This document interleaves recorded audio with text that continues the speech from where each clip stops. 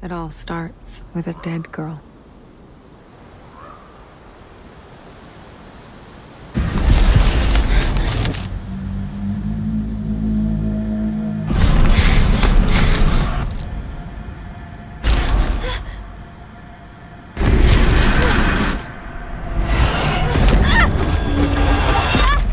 Hi, this is Roger, and there was quite some time ago since I posted a review here, but now is the time indeed.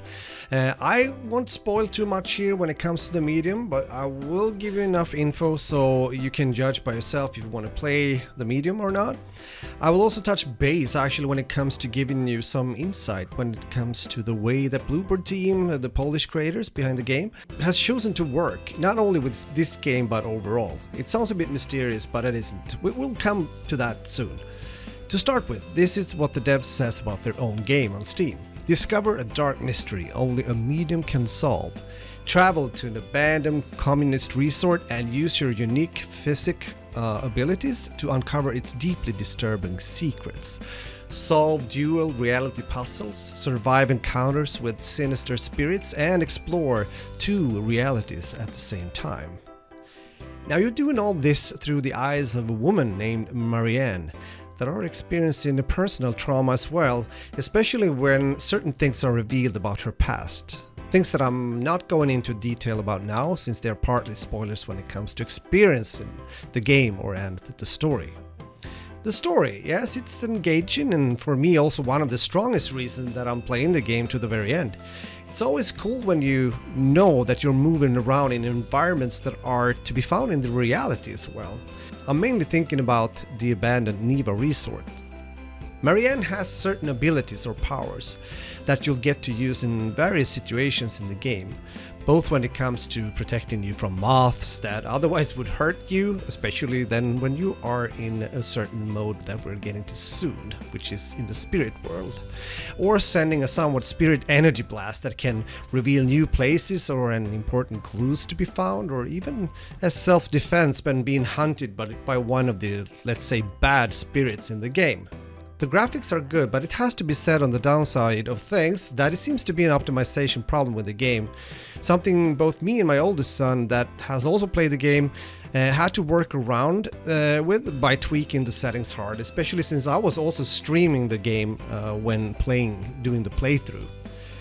Can be worth mentioning that at that point of time I was playing using the GeForce 1070, and my oldest son Adam recorded the gameplay, as you see here in the video, with an RTX 2080 Ti.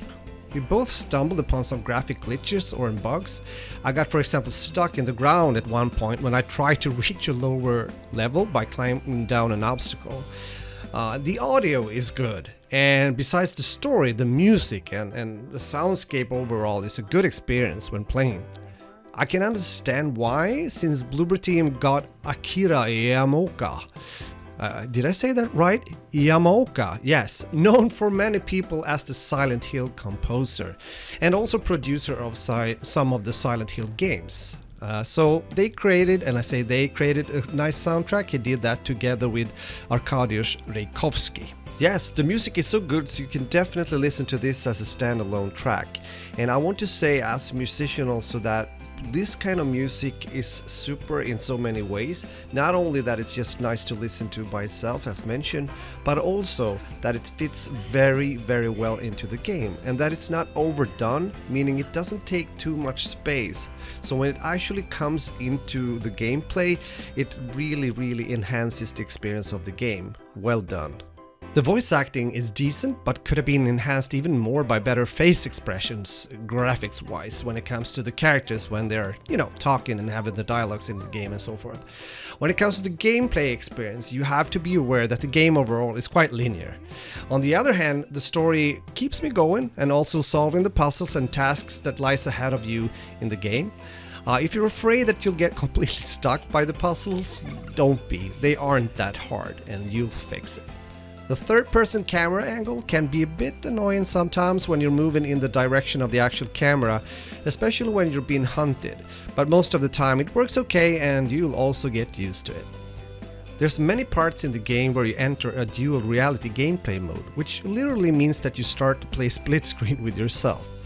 One Marianne is in the real world as we know it, and another Marianne in the spirit world. This is a feature that can both be fun but also sometimes a bit annoying, since your eyes goes a bit ping pong between the two parts of the screen to determine in what world or reality you might say Marianne can, for example, go upstairs to another floor or activate something, or simply being able to go through a certain doorway.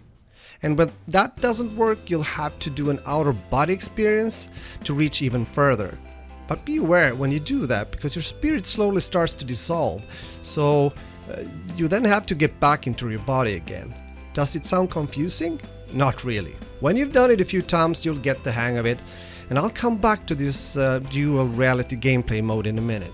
Now, what do I think about the game, and is there something that I've played before that reminds me of the medium as a kind of reference? Well, when it comes to comparisons of older titles in the same kind of genre, also in the third perspective mode, I'm instantly thinking about Silent Hill. The medium has a lot of similarities with the early Silent Hill game or games, when it comes to, for example, the design of some characters.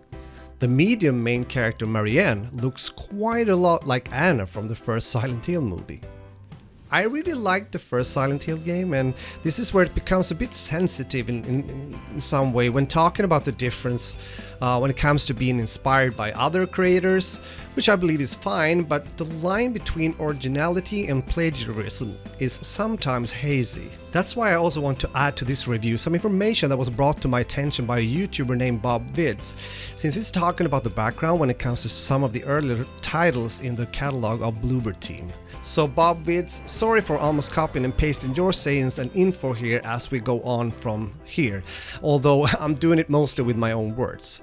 But I feel that this is an important topic and also facts to add to the background, also when it comes to titles such as The Medium, that by the way was released at the end of January in this year of 2021.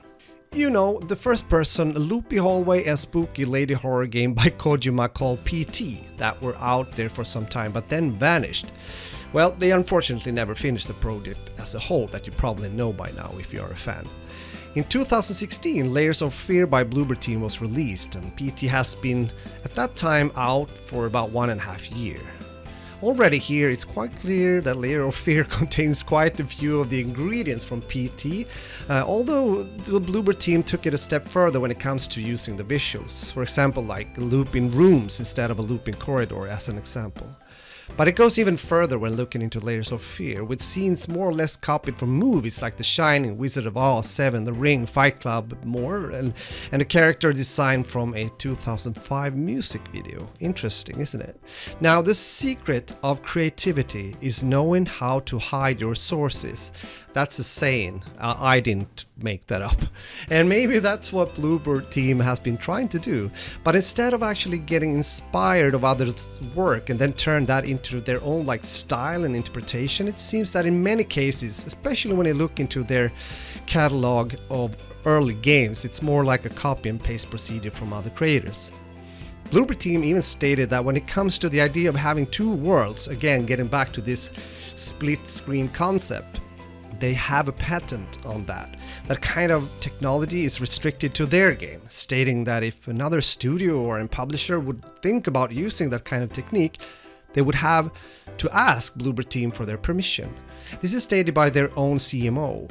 I mean, what happened to the open creative environment? A kind of interesting saying or statement coming from a company that has been taking advantage of that open creative environment for the most part when it comes to their catalog of games.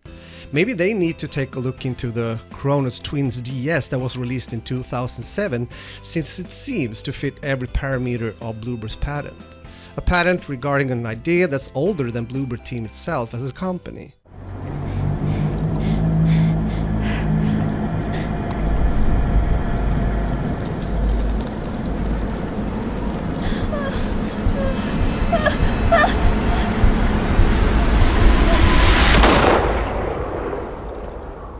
Now you might wonder, why am I telling you all this? Do I have something against Bloober Team as developers and publishers? No, I don't. But I've always believed that sharing insights and information gives you overall a better ability and knowledge when it comes to making your own decisions. For example, now, whether you want to buy a game such as The Medium or not. If you haven't decided already, let me tell you this. The Medium is a decent game, or actually above decent.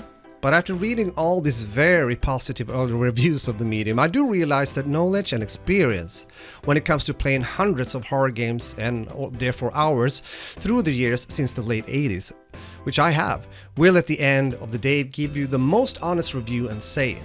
So with that, my friends, thanks for watching and game on.